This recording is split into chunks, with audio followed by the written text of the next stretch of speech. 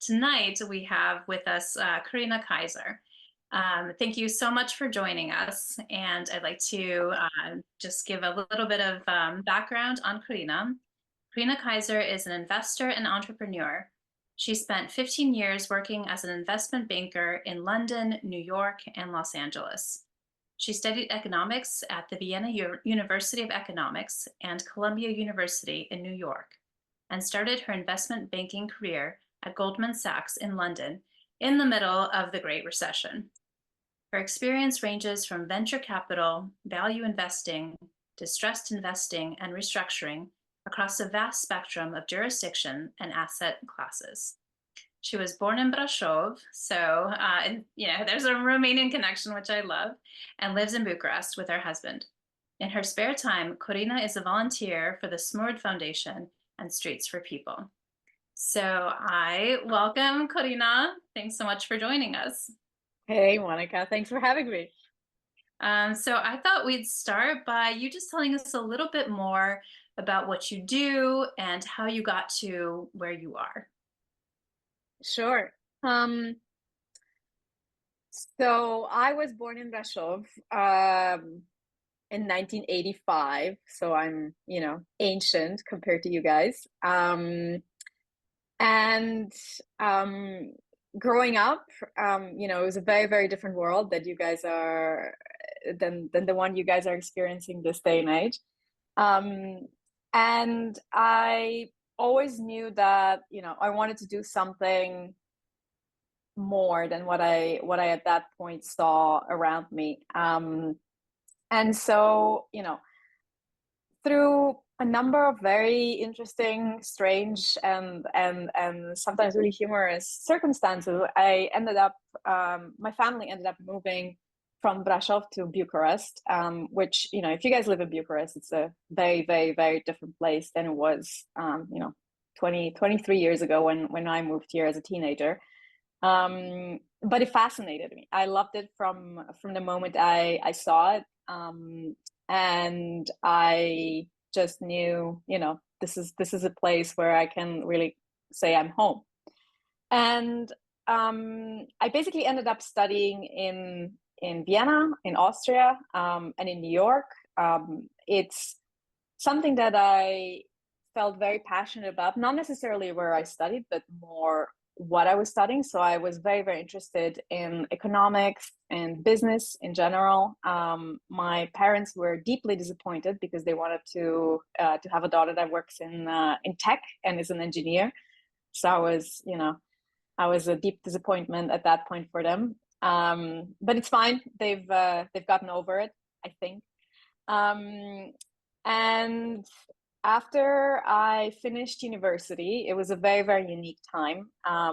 It was what we now call the Great Recession. It was probably before most of you were even born that the whole thing started, but it all kind of like came to head in 2008, 2009, where the entire world went into a really, really severe recession. And that affected literally everyone around the globe. There was no country and no person on this planet that wasn't in one way or another affected. It's something that, I hope we will never go through again. But, back then, as a very young, just fresh out of college university student, it was very scary. And so I got a job at Goldman Sachs in London. At that point, I was living in New York, going to school there, and I got this job in London. It was very interesting, and I'm not going to lie, I applied because someone told me that was the most prestigious bank ever. And so, not having any sort of like framework for it, I was like, that sounds great. That's what I want to do. So I'm going to apply. And it was a world I didn't know that much about, except for people telling me that it's very ambitious people working there. It's insane hours. People work at all hours. Very high pressure. So I thought, that's great. That's what I want to try. It sounds crazy today, but yeah, that's the truth. And so I showed up there for my interview, I remember, and I was one of 5 other girls being interviewed for the same position, all of them from, top schools, top grades, all of them Eastern European, and all of them majoring in economics, math, or computer science. So on the one hand, I was like, oh, wow, these girls are all like me. And on the other hand, I was like, what am I doing here? And so anyway, I got the job, I got the internship. And in investment banking, the way it usually works is you do an internship, and if they like you, they offer you a job for next year when you actually finish school. And so I got an offer to join the year after, except in between, the whole world literally fell apart economically speaking. And next year, as I was, what we would call hit the desk, so come to start my first full-time job. As I was walking in, there are tens and tens of people walking out with their belongings and their boxes because they had all been fired. So, the desk I was sitting in, I remember, was, one of these like big open spaces, and every week you would see less and less people. It was a very, very dire atmosphere. But as it often is, less people doesn't mean less work, because now everybody was scared for their jobs, and everybody felt like they needed to prove that we're really busy, so they don't fire us as well. And it's always fun when you're the youngest person on a team, because problems. I'm not going to use strong words, but problems only flowed down. So youngest people on the team were working the hardest hours, for a lot of the time, occupational therapy and senseless projects. But I think I'm not saying anything new. I think it's just what happens when you start in a new job, in a new career. And so I found pretty quickly that I absolutely loved the people I was around, but I didn't want to be like them. I didn't recognize myself in that. And I decided, if I really want to make it to the top of this industry, I probably had to invest another 20 years of my life, which I wasn't prepared to do because I didn't like the outcome. I didn't like the person I would become if I continued down that path. So I decided to try a few things. I left Goldman Sachs after the initial training program, which lasted almost 2 years. I worked in venture capital, which is investing in young startups in Southeast Asia, in Thailand specifically. I worked in strategic consulting, which is basically there's many cynical ways to put it. The funniest one is, telling people what they already know and charging them a lot of money for it. Part of that is true. But, helping large companies explore their options in all sorts of areas, and think about how they want to run their businesses, and help executives think through how they want to run their businesses. And I worked in investing, which sounds like a big word. But, it's basically, I was part of a team that restructured a bankrupt bank in Austria. So I was working basically for a private equity fund that bought this bank, which was bankrupt. And we restructured it from a bank that literally was dying to one of the most profitable banks in Europe at the moment, actually. And I was expanding their team in the UK. So I was responsible for growing their real estate book. And then in the end, I started their US-based business, for which I built the team and the balance sheet out of Los Angeles, which sounds really great and glorious, but the problem was most of my clients were in New York, so I would start work every day at 6 a.m. And that was the flip side of it. But the weather was great, so there's that. So Some I'm people consider 6 a.m. to be a healthy time to wake up. So I think it was a win for you. Exactly. And I'm a morning person, so it was great. so I want, And can I hear a little bit more, because I'm really struck by what you were saying about if you had continued working for Goldman Sachs, you didn't like the kind of person you would be becoming.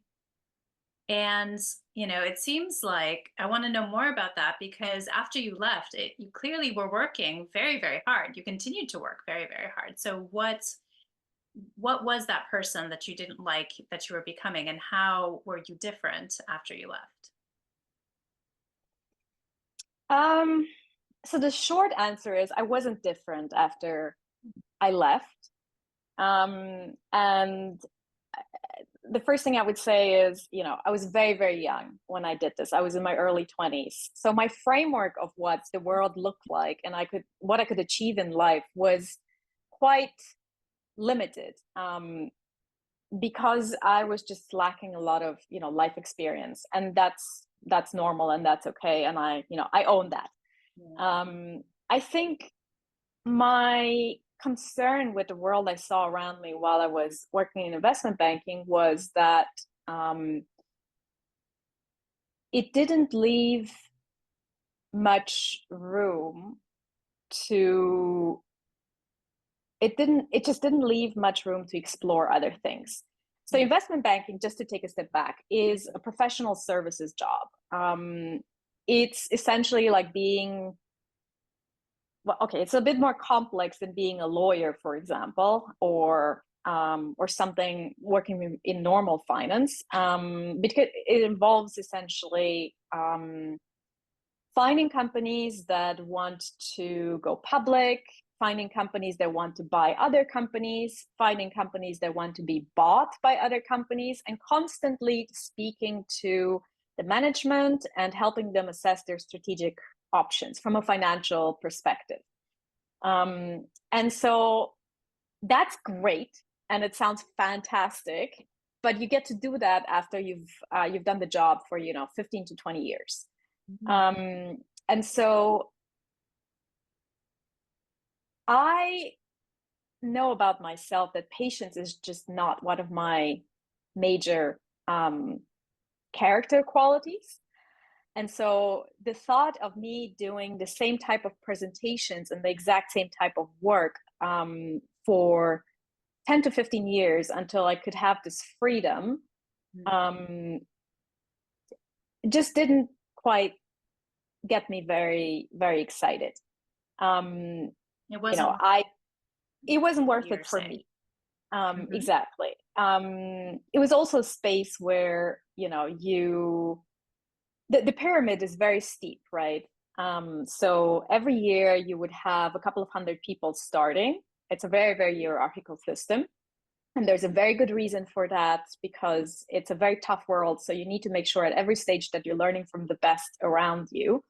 And people would literally, every year drop out and go do something else. And the great thing about the company I was working for is that they really pride themselves in encouraging people to go and do other things. One of their mottos is that if you work there, you can, after that, just really assess your option and do whatever you want, because it gives you a very good sort of like basic framework of how does a company work? What does it mean to work on a team, under extremely high pressure? What does it mean to give outputs and deliverables, work in an extremely structured way? How do you look at financial statements? All of these things are things that I learned in a very, very short and very painful time. But I'm looking back on it. Did I like it? Maybe not so much, but I love the fact that I had the opportunity to do it. And so I think, I'm not sure that answers your question, but it was always implied that, very, very few people are going to stick it out all the way to partner. And the vast majority are going to go out and do other things that they're interested in, or seize other opportunities that they see around themselves. And that's what happened. I mean, 5 years after we started, none of the 72 people that started in London with me were still there. None of them. find that really fascinating that in this kind of culture of investment, that there is an understanding that you need to be constantly evaluating if it's going to be worth it.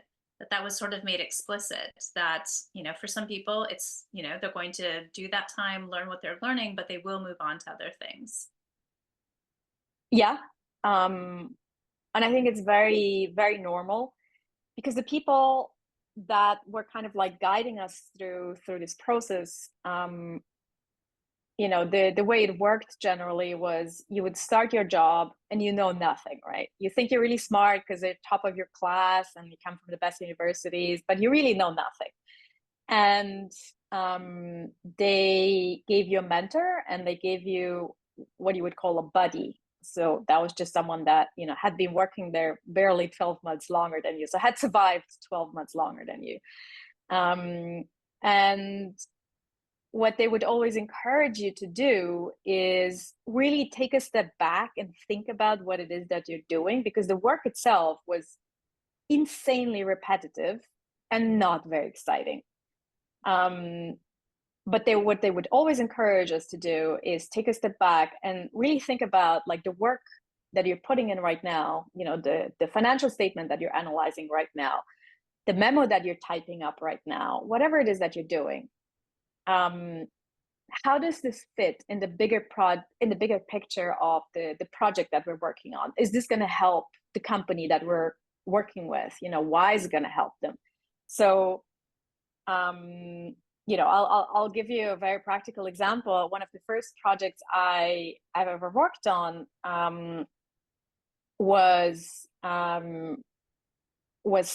I don't know if that tells you anything, but Skype is a video conferencing tool, I guess you would call it. It doesn't exist anymore because it was bought by Microsoft quite a while ago, but it was really the OG of video conferencing. So I was like, wow, this is so cool. You can use your laptop and see somebody else on the other side. It was state of the art. It was incredible. And so I was working on a project where the company that owns Skype was considering whether to sell it or not to sell it, and what price would be appropriate for this company. And so if I tell you that story, it's very exciting. Who wouldn't want to work on that, right? But the actual work on getting to the answer of that question was, partly brutal and partly repetitive. So it really taught me to always take a step back and think about what it is that I'm working on, and why am I doing what I'm doing, which is something that I just really took with me. That's so valuable that that's something that you got to continue to keep practicing, that those sort of judgments. Is this worth it? Is this not worth it?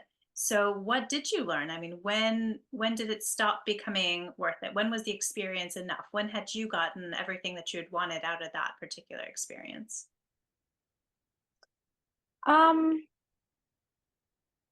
For me, it was, I think, when I realized that I would be doing the same work and again and again and again for a number of years. And my personal circumstances changed as well. So I didn't want to be in London anymore. So that, that was a very, very personal decision. But I think just taking a step back, one thing that I did back then intuitively, and now I do much more consciously and deliberately, is assess whether what I'm spending my most valuable resource on is a good idea or not. Mm-hmm. And I think this is something that I really feel very passionate about sharing with everyone that I work with in any context right now, which is really, investing is really making a return on a resource that you have, right? You start with 100 and you want to get more than 100, because otherwise you're just losing that resource. And with time, I realized that, this day and age, our most valuable resource is our time. because that's just something you can't get back, you can't replicate. You know, if I don't know, if I lose everything that I have today, I know that, you know, given time, I'll be fine. But if for whatever reason I lose 3 years of my life, that's a real problem.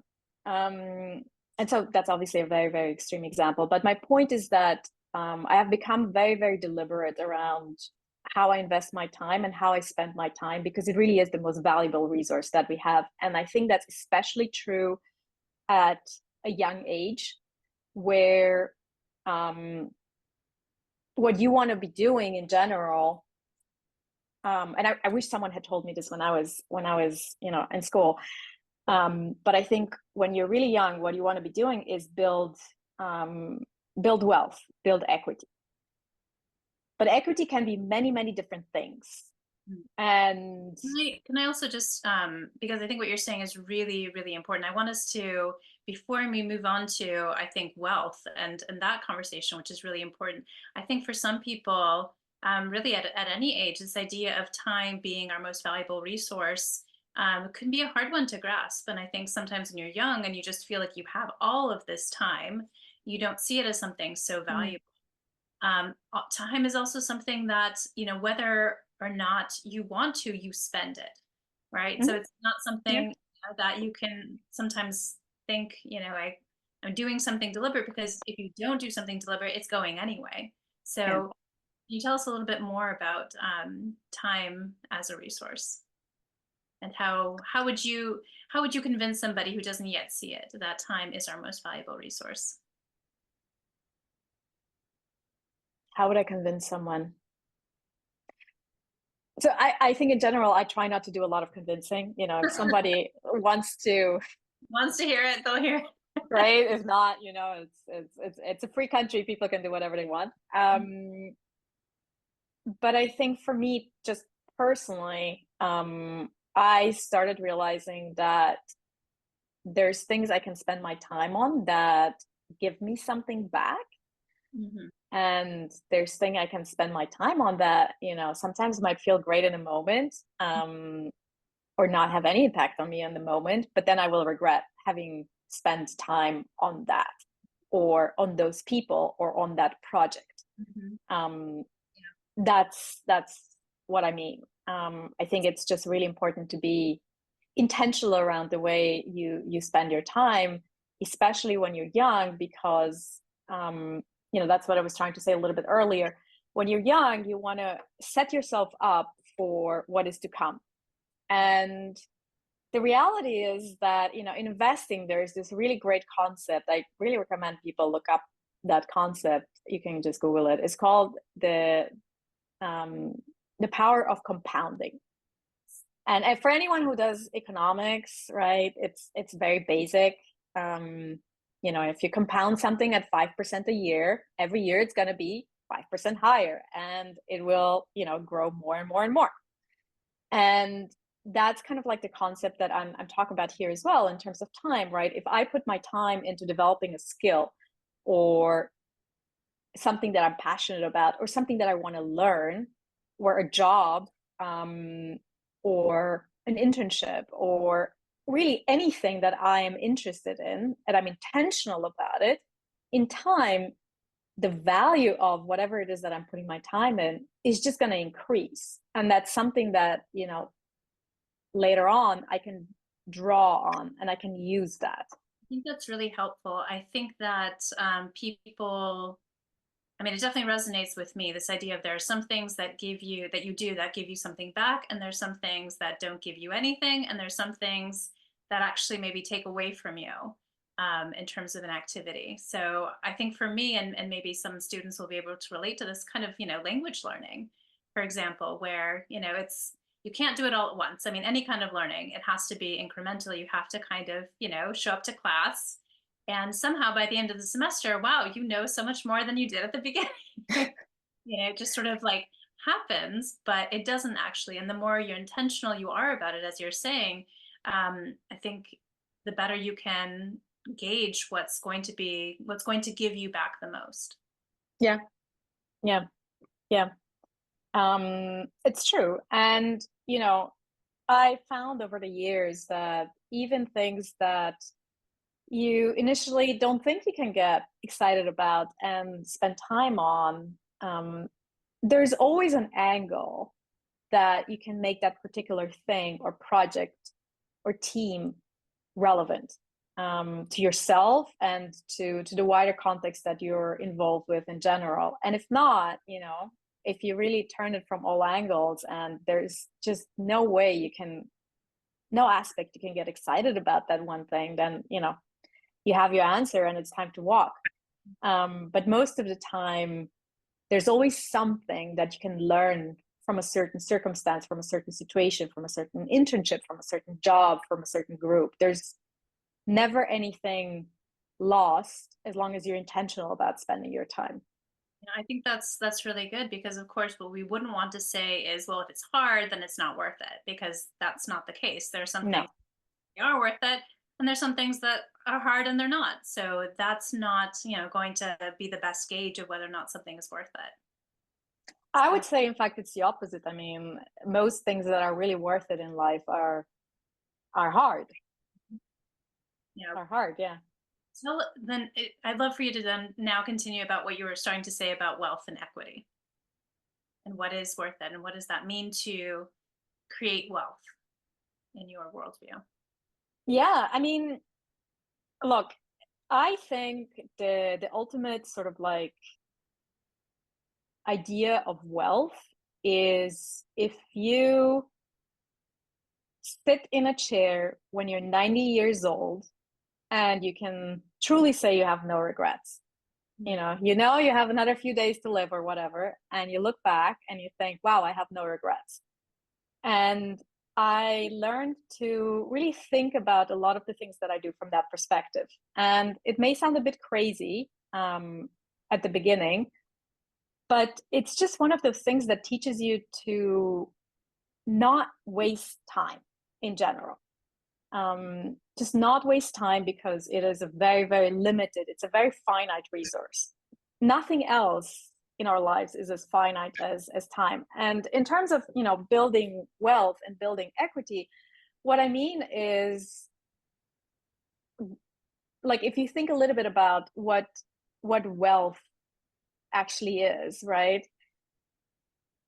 It's something that you can draw on, something that gives you comfort, something that makes you happy.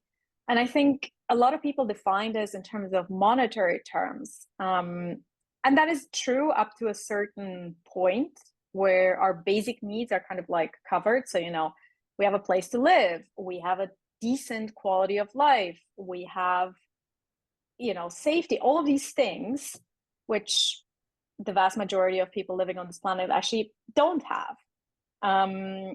And so if you look at Maslow's kind of like pyramids, the basic things are taken care of. And then the question is, what really makes you happy in life? And for me personally, what I found is a great measure of wealth is this test, that I just mentioned. Like, if I'm 80 or 90 years old and I know I have a couple of years to go, like, do I have any regrets? Have I done what I wanted to do? Do I feel like I used my time efficiently because it was finite? And to me, that's true wealth. That's true wealth. And equity is, again, going back to the compounding component and concept. It's just stuff that you need to think about consciously. So, Can you give us a basic definition of equity for people who aren't familiar? Yeah. So equity, in its very, very basic definition, is owning part of something. Most people define it or use it in the context of owning a part of a company. But it can be much more than that. In fact, it's a very narrow definition, owning part of a company. So, you can have equity in many things. It just means owning part of something, or having something, perhaps, is also a very, very good analogy. And you can just have many things. You can have amazing relationships with people around you. You can have a great team. You can have a very fulfilled professional life. You can have a very fulfilled private life. And all of these things are just decisions and projects.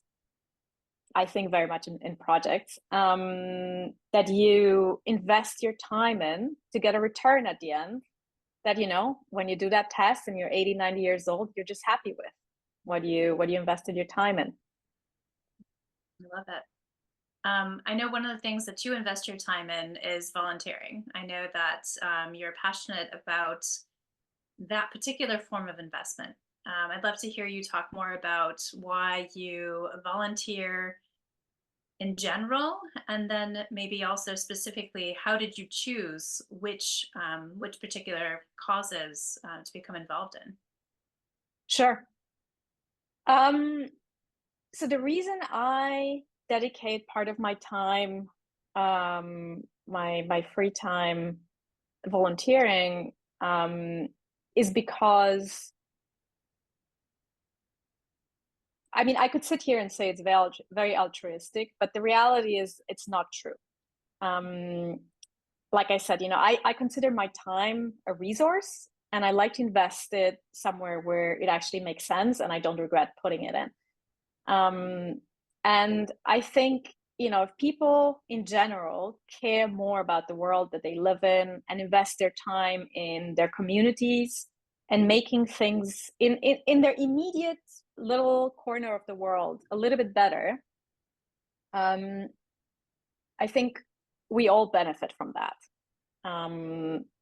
You know, there are a lot of studies, and I really recommend you guys Google it, around if you volunteer in general, you're just a much happier person.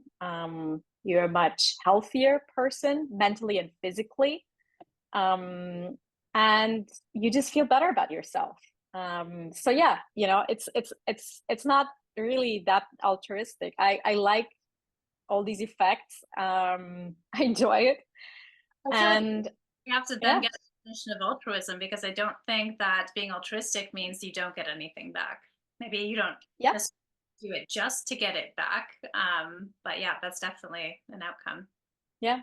With that. And, you know, there's also a lot of studies showing that people that are, you know, in societies that are more involved in what's going on in their own community and trying to make things better for their own community generate obviously stronger communities, but it also has a very big impact on local economies, for example, right? So it makes communities more resilient to crises.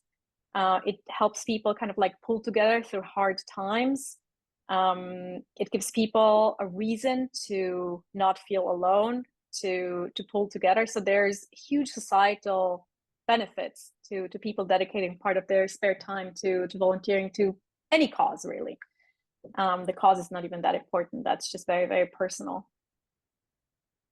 So, but I would love, you know, considering just how intentional you clearly are about all of your choices, and especially your choices related to time, I'd love for you to tell us a little bit about where you're volunteering and why you've chosen those particular places. So I actually spend a lot of time thinking about where I want to spend my time volunteering. You know, I don't have that much time, so I wanted to make sure I'm using it wisely, and I can contribute. And there are two causes that I kind of like landed on. One of them is Streets for People, which is a local NGO in Bucharest, and we're advocating for more green spaces. We're working with local administrations for, you know, redesigning pedestrianized areas. So there's a couple of really big wins we've had, especially in sector 2. If you guys know, maybe Pietonala de la Obor, that was one of our projects, and it's going into construction next month. So very, very proud of that. And we have a couple of other similar projects. The biggest one we have at the moment is actually we're advocating for closing down Calea Victoriei permanently for car traffic. and doing like a big international competition to redesign the entire area.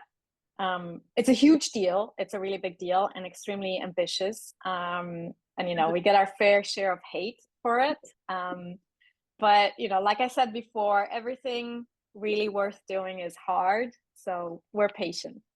We know we'll get there eventually. But the reason I chose this particular NGO to spend my time on is because of the people. I really love the people that are already there. So I click really, really well with them.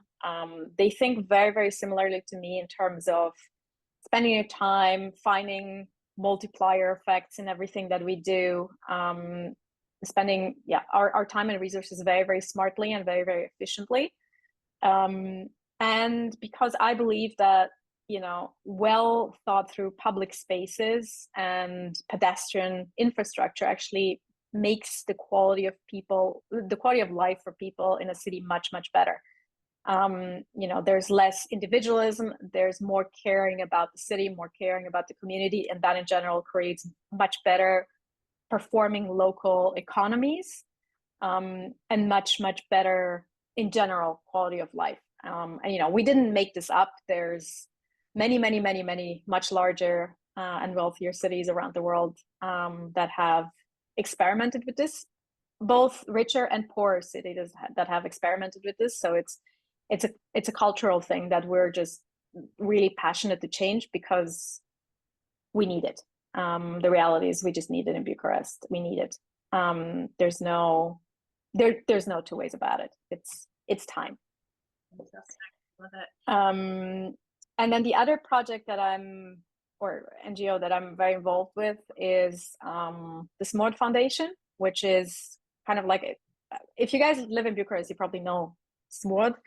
You know, it's the emergency people. If grandma has a heart attack, that's who you call. And I'm involved there with fundraising and with CPR trainings. And I chose that particular NGO because of the culture that they have. They have a very, very positive, extremely active culture. You know, most people that are there are actually doctors that work and nurses that work in the emergency medical system. So those people really don't have time for nonsense. You know, they sometimes pull 24-hour shifts on an ambulance, and then one day later they go and volunteer half a day somewhere. Like there's just no time for nonsense. So time is extremely well allocated and spent there. And you know, I thought their uniforms are really cool. So so to sum up, the things that I've been hearing are actually the first thing I heard is you talk about the research. You know, you're someone probably also based on your job training. You look at the numbers, you know, what is actually needed, you know, what has been done in other places that is needed here. So I'm hearing you make decisions, you know, honestly, based on some research. The culture and the people of the organization is something else that I've heard you just say. Also, you mentioned where you can make maybe oversized contribution. Where can you make a bigger contribution that only you could make? I see you saying that as well. Uniforms maybe is an afterthought, but important. So I do want to give the people who are online now a chance to ask any questions if you have them. I don't want to leave you out. You can use your microphone, you can write in the chat. If not, I definitely have more questions for Corina, but please do feel free also to ask questions. I know we've covered a lot of ground about investment, about how do you know that you're in the right place, about time as investment, about wealth creation, about how volunteering is an investment that's worth it. So lots of different topics that we've covered for sure. Maybe as other people are thinking, I would also like to ask a little bit more about, if you can also sum up some, you know, what advice would you give us about investing? You know, and you can take that in any direction that you want. What do you think that besides the things that you've said about seeing time as a major resource that we have to invest, what else do you think we should really know about investing, either as individuals or maybe even potentially as future business owners? Great question. I think one of the main things I would say is always do your homework and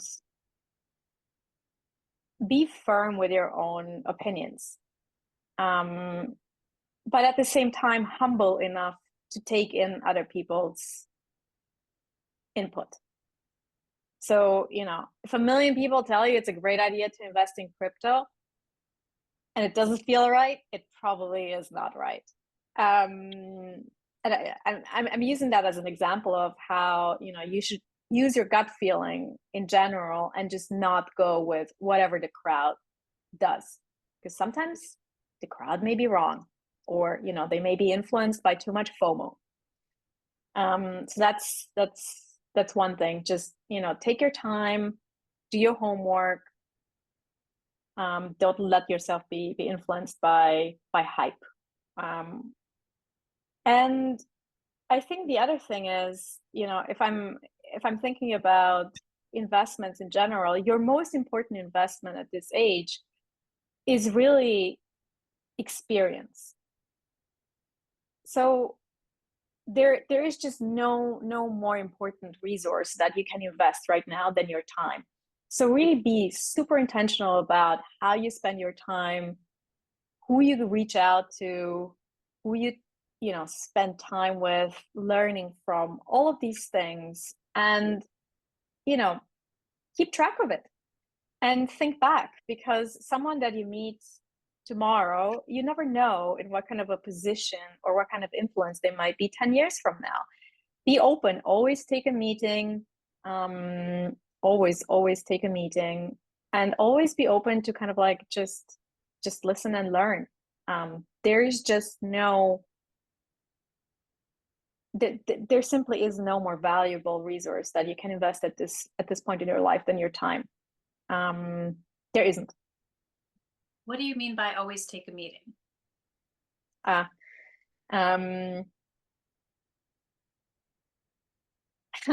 probably goes back to what you talked about last week around networking, but it's slightly different. I think right now at this stage in your lives, when you're coming out of university, you will be the ones who will be requesting meetings. You will be the ones who will want to reach out to people to learn from them and to connect with them and to ask them for their opinions and so on and so forth. But at some point, a few years down the line, you will be the ones receiving meeting requests from people that want to learn from you, from people that want to get to know you, from people who just want to hear your opinion on something.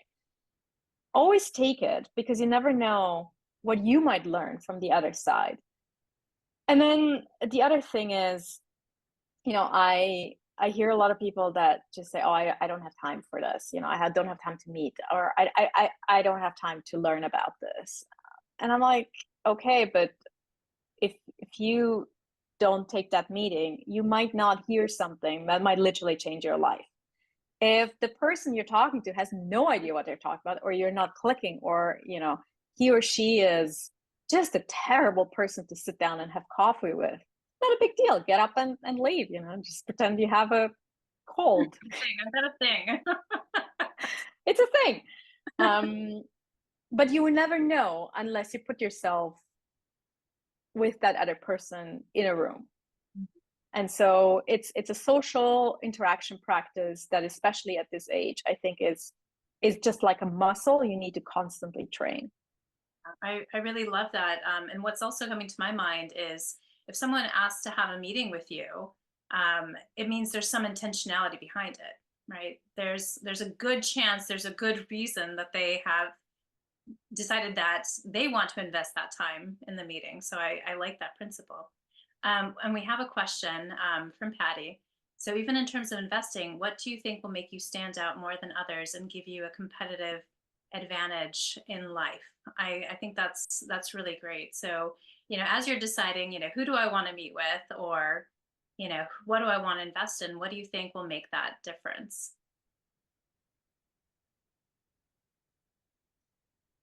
Always think about it from the other person's point of view. Because whether, you know, and I'm really talking about it from a professional point of view at the moment, right? If you are thinking about a situation in terms of what am I gonna get out of this, you are gonna miss out on a lot. In general, it will show through your behavior, it will show through how you communicate with other people, it will show through what kind of questions you ask, and it will show in your body language and your demeanor and your attitude to life in general. I think if you go into situations and contexts thinking, what can I do for you? How can I help you? And sometimes really asking that question, you know, I oftentimes have meetings with people that I need help from, that I want something from.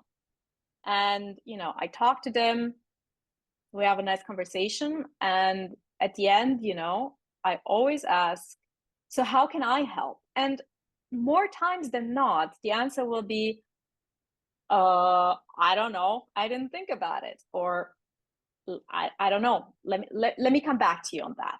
But people always appreciate it when you ask, because first of all, it shows an openness that you're listening, and that you're not just thinking about the next thing you're gonna say, but you're actually listening to what's going on and paying attention to what's going on. And second of all, it gives you a great reason to keep that relationship going. It's as simple as that. So I think that's if there's one thing I could go back and tell my, you know, much younger self, it would be to be much more intentional about that from very early on. And it might feel really weird, you know, in the beginning, especially as you're coming out of university, because you might think that you don't have that much to offer at the moment. But the truth is, you don't know that. You know, if someone is looking for an intern, if someone is looking for a junior hire, if someone is just looking for an opinion of a young person on a certain topic, they will remember that you offered. And it's just really rare, actually, that people do. And so when the time will come for that person to decide who they will hire, or who they will call, or who they, you know, want to have staffed on a project, they'll remember that.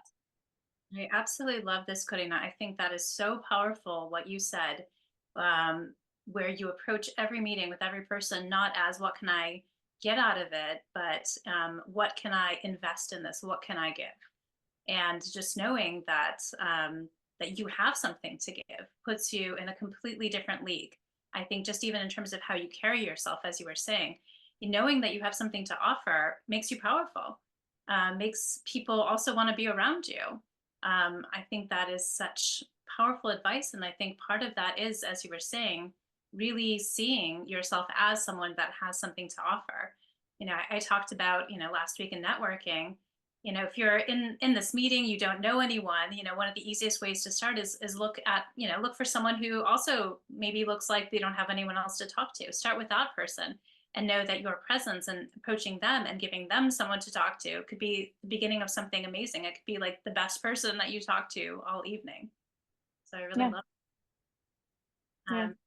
Any other questions that you guys have had? But maybe in the spirit of that, what question would you have for the students when it comes to their attitudes about investing?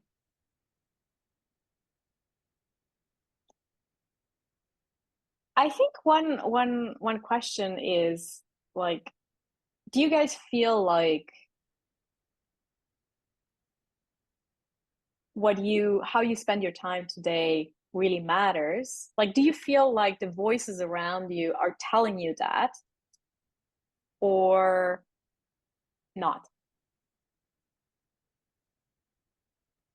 That's such a hard question to ask, like at a young age, because you just think like, oh, we have plenty of time, and I gotta think about it and what's so important at this point. But then, as you said, as the time goes on, you start thinking like, wow, time passed, and I don't know if I did what I wanted with it, and think that it matters. Then you start putting more importance into it, and putting more thought behind it, and what you do every day, the actions that you make, and slowly but surely you get to a point where you do realize that you should think if your time matters.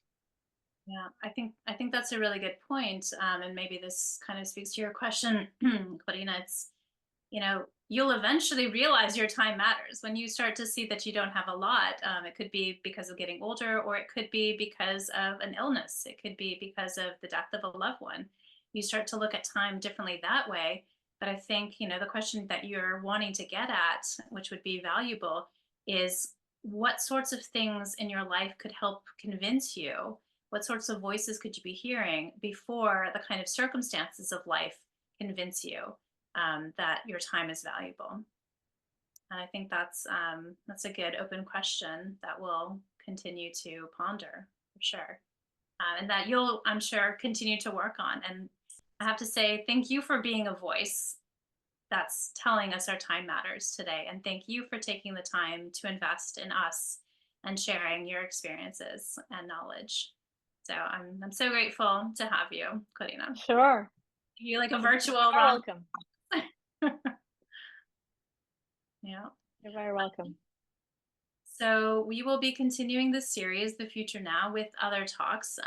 They all are planned to be online. The next one will be in 2 or 3 weeks, so keep an eye out for the next one.